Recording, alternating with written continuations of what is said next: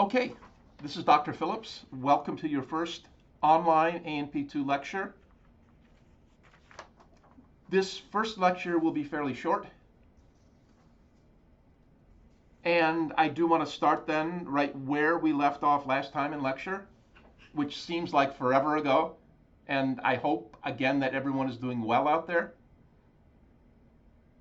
So, we are talking now about these phases of gastric secretion.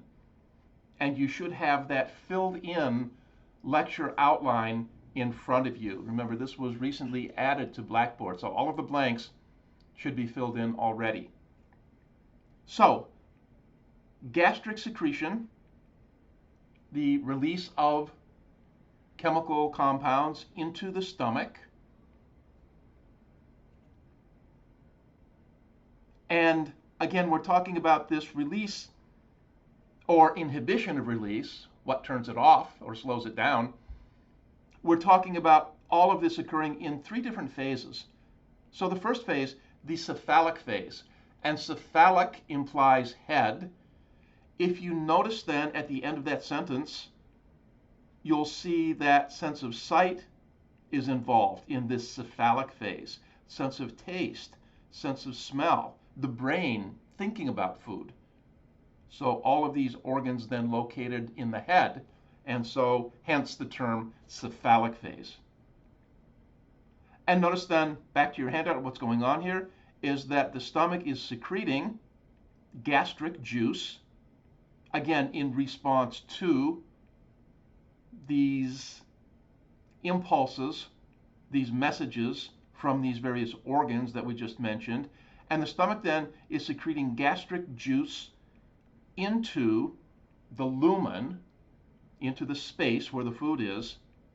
And that gastric juice then, the combined secretions from mucus cells, Schiff cells, and parietal cells. So think back to lab now. Think back to when we were looking at the lining of the stomach, and recall we have these tubes called, and by the way, I would say don't take a lot of notes on anything when I'm saying, remember we've talked about this before. So just this is kind of your cue to think back to that and go back to that information if you need to. But again, you'll recall in lab, we talked about gastric glands, these tubes that carry secretions from cells called mucus cells, and cells called Schiff cells, and cells called parietal cells. And you'll remember also from lab then, these secretions, this tube carrying these secretions, carries the secretions into the lumen of the stomach. So again, the cephalic phase. Number two then, excuse me, the gastric phase. Gastric, of course, implying stomach. And here then, we're going back really to figure 1720 on page 668. And as we talked about right at the very end of the last lecture, what's going on with this gastric phase is that parasympathetic nerve impulses stimulate the stomach to release more gastric juice. And also, the stomach is stimulated to release the hormone gastrin into the bloodstream. Gastrin then secretes the stomach to release even more gastric juice. The third phase then of gastric secretion is the intestinal phase. And here we're talking specifically about the small intestine. And notice from your outline then that in this phase we have materials entering, we have substances entering the small intestine, so the intestinal phase here now. And these materials then, largely proteins and fats, stimulate the intestinal wall to secrete the hormone cholecystokinin, CCK.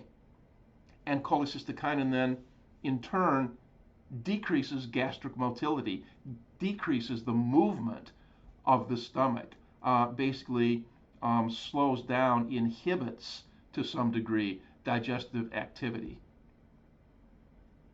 Notice also we have during this phase, this intestinal phase, the small intestine secreting somatostatin, SS for short. You'll remember when we talked about somatostatin in the endocrine system chapter, we said that basically somatostatin, no matter where it's being released in the body, no matter what organ or organs it's affecting, it tends to have an inhibitory type of effect.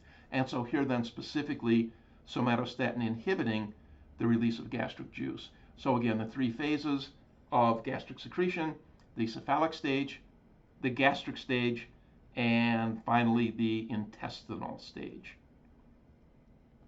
I'm going to close the lecture for now, and we will pick up with gastric absorption in lecture 2.